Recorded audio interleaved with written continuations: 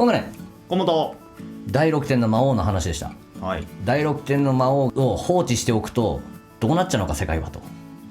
おお。過去に起きてるんですね。うん。歴史としてね。うん勉強させてもらいましょうよ。うん。はい。全てを結合させる慈悲の力。斉藤。そこでこの権力の魔性ですが、これだけでも何回も論じなければならないテーマです。池田、その通りです。権力悪とは何か。これは21世紀を考える上でも根本的問題です。なぜか。20世紀とはこの権力悪がある意味で極限にまで肥大化した時代だからです。その代表がファシズムであり、スターリニズムです。遠藤。右と左の両翼という対極の立場でありながら、共に恐怖の全体主義社会を出現させた点では共通しています。池田、全体主義にとっては一切が権力者の手段となる。人間はそこでは道具に過ぎない。物に過ぎない。数字に過ぎない。無に過ぎない。それはナチスによるホロコースト、ユダヤ人大虐殺、またナチスが劣等者とレッテルを貼った心身の障害者への迫害を少しでも見れば明らかです。それはあまりにも残酷であるゆえに安易に口にしたくはない。そこでは人間が権力者たちが勝手に決めた基準によって役に立つとか立たないとか選別されたのです。そして虐殺です。須田。日本軍のアジア侵略でも狂気としか言いようのない人間の物化が行われました。遠藤、権力の魔性はいつの時代にも存在していたわけですが、20世紀においてはそれが巨大化し組織化されたわけですね。池田。イデオロギーで正当化されもした。その上に科学技術の進歩が悲劇を拡大した。原爆、ナチスの強制収容所のガス室などがその象徴ですが、人間の虐待を大規模にまた徹底的に行える力を人間は手にしてしまったのです。また科学技術そのものの本性として一切を数量化する傾向がある。魂なき科学技術は人間のもの化に拍車をかけます。原爆は権力の魔性の象徴です。魔王が形になったようなものです。魔とは脱苗者、命を奪うものという意味なのです。その反対が仏です。命を蘇生させるものです。第6点の魔王をあえて形にしたら、それは原爆だっていうことですよね。その恐怖によって人々を自分の思うがままにしようとするというか、まあそういう武器ではありますよね。抑止力っていうのはもともとそういう使い方してるわけだからね。斉藤、核兵器を使った者は魔物でありサタンであるとの虎先生の原水爆禁止宣言はそういう生命の洞察に裏付けられていたわけですね。池田。戸田先生は全生命で宇宙に美満する勢いを増す魔と戦っておられたのです。戦いは壮絶でした。その苦痛、その緊張感は誰にもわからないでしょう。普通なら病気になるか死ぬか自殺するか精神に異常をきたすか、それくらい生命への猛烈な圧迫があるのです。原爆は無明が形になったものと言いましたが、それは人間不信と人間憎悪が形になったものとも言える。哲学者のマックス・ピカート博士でしたが、原爆は分裂する世界の象徴と論じていました。諸々の原子を結合して原子世界を成立せしめていた力が今や一つの世界を爆破し粉砕するために利用されるのである。原子爆弾が今日この時代に万事を分裂することによって生き、かつそのために死につつあるこの時代に発明されたのは決して偶然ではない。権力の魔性は分裂させます。人と宇宙、人と人、国と国、人と自然を分断させます。反対に慈悲はそれらを結合させます。そして宇宙そのものに結合させる慈悲がある。宇宙そのものが本来は慈悲なのです。その意味で宇宙は仏と魔との戦いの舞台です。権力の魔性と慈悲との戦いです。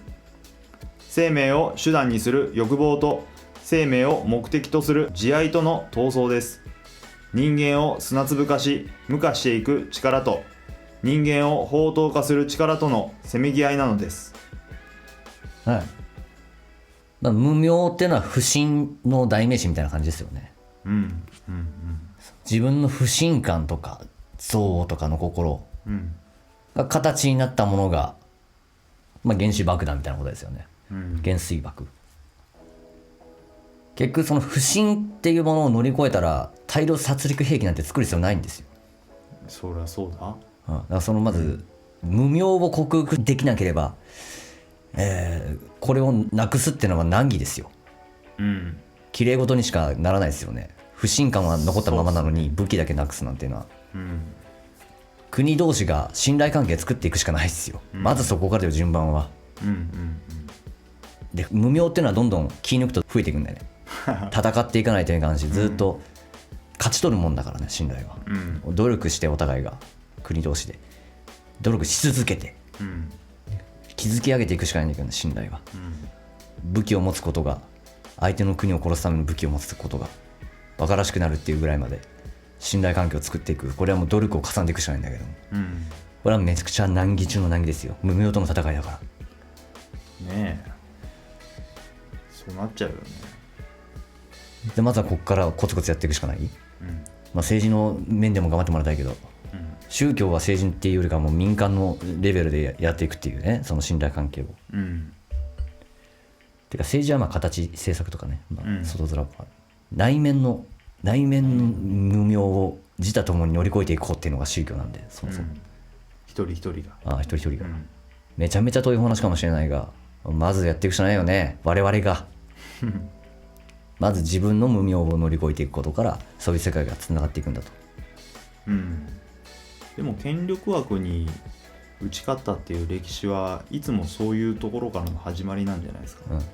国民の一揆だとかクーデターとかっていうのもそういう無明を克服した塊があるからこそそこに勝てたというか、やり方はね、いろいろあるとは思うんですけども、そういう動き自体はちょっと見習わないからね。見習うところあると思います。そしてまた努力し続けないと、すぐまた元に戻って不信の世界になってしまうというね。次は自分がそっちになっちゃうかもしれないしね。そう、その場火の信心じゃいけない。SDGs の水の信心じゃないと、持続可能じゃないとね。斉藤、お話を伺って思い出すのは有名なカントの尊厳の定義です。カントによれば人間は尊厳である。それは人間は決して目的のための手段にされてはならないということだと。遠藤、カントといえばもう一つ思い出すのが、それを考えることしばしばにして、かつ長ければ長いほどますます新たにしてかつ増大してくる簡単と数形とをもって心を満たすものが2つある。それは我が上なる星の輝く空と我が内なる道徳的法則とであるという言葉です。宇宙と内なる法ですね。これが不二であるというのが仏法です。ゲーテの内がそのまま外なのだに通じます。しかもこれが共に慈悲の法であるというのですね。すべてを結合させる力というか。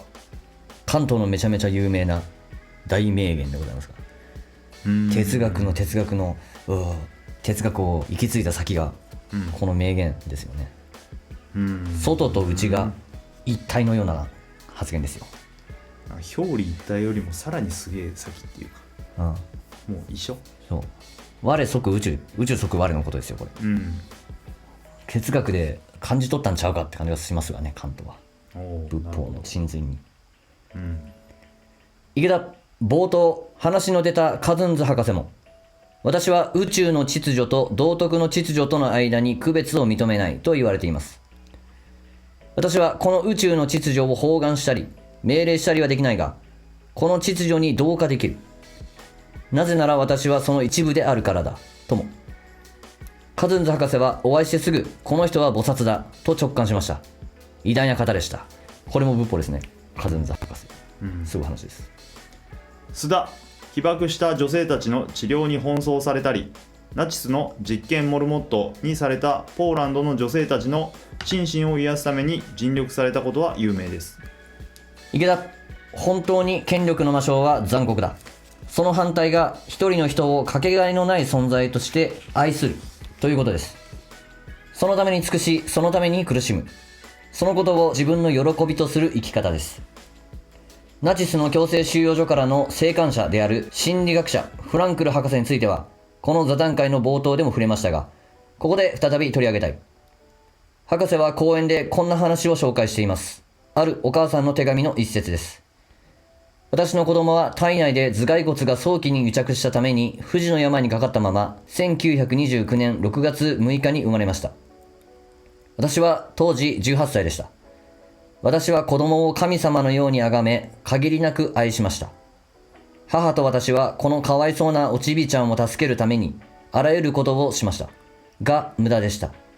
子供は歩くことも話すこともできませんでした。でも私は若かったし、希望を捨てませんでした。私は昼も夜も働きました。ひたすら可愛い娘に栄養食品や薬を買ってやるためでした。そして娘の小さな痩せた手を私の首に回してやって、お母さんのこと好き、ちびちゃんと聞くと、娘は私にしっかり抱きついて微笑み、小さな手で不器用に私の顔を撫でるのでした。そんな時私は幸せでした。どんなに辛いことがあっても限りなく幸せだったのです。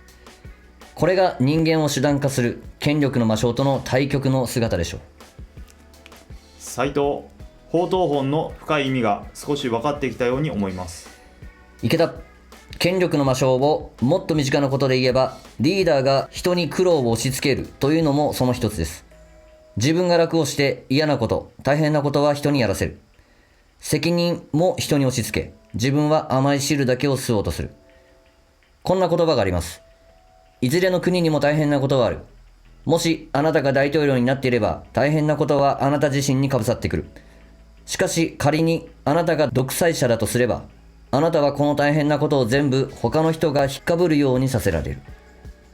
指導者と独裁者は違う。指導者というのは自分が皆のために苦しんでいく人なのです。大書人は元本の無名は第六天の魔王と現れ、元本の発祥は梵天帝釈等と現れると言われている。魔王は独裁者、梵天帝釈は指導者です。両者の違いは決定的です。天地雲泥と言える。一方、一年の世界においては紙一重とも言えるのです。斉藤、私たち皆が気をつけていかなければなりませんね。こうしてみますと、先ほど話していただいた人間の無力感も、現代社会が人間を機能だけで見たり、手段としてしか見ないことが大きな要因だと思われます。遠藤、子供もただ成績だけを基準に序列化されることはたまらないでしょうね。かけがえのない存在として受け止めてくれる場所が本来は家庭のはずなのですが、家庭までが成績という部分を持って子供の全体を図ろうとする傾向がある。これでは子供が本当の意味での自信、何があっても自分は自分だという強さを持てなくなってくるのも当然かもしれません。池田、そう、生命に序列はつけられない。だからこそ尊厳なのです。子供にも大人にも無力感を感じさせないための教育を与えていく。心の需要を与えていく。そして連帯していく。これが現代の根本的要請です。その意味で万人に向かってあなたこそ宝の塔なのです。限りない力を秘めているのです。と呼びかける法刀本は豊かなしさを与えてくれているのではないだろうか。あらゆる権力の魔性と戦い続けることこそが法華経を保つことであり、その人間愛の苦闘によってこそ我が身が真に法刀と輝くのです。我が生活が永遠を呼吸する国上に連なるのです。瞬間瞬間が生きる喜びのエネルギーに彩られてくるのです。お疲れ様でした。はい、お疲れ様でした。これが法刀本ですね。法刀本最終回でございます。はい。大事なことが書かれていました。リーダーと独裁者のね違いでございますし、元本の発祥は指導者として現れると。そうですね。元本の無名は独裁者として現れる。だからただ優秀であれば誰でもいいってわけじゃないってことだ。一見優秀っぽいからリーダーにさせたくなるけど、どの生命でリーダーの立場にいるのかっていうね。確かに紙一重っていう表現は確かにそうだなって思いましたね。その独裁者と指導者か。確かにな、そこなんか一個かけたらほんと即独裁者になるよなっていうところで、僕がピーンと今読んでてきたのが、その行動だとか発言、慈悲じゃないかなとは思うんですよね。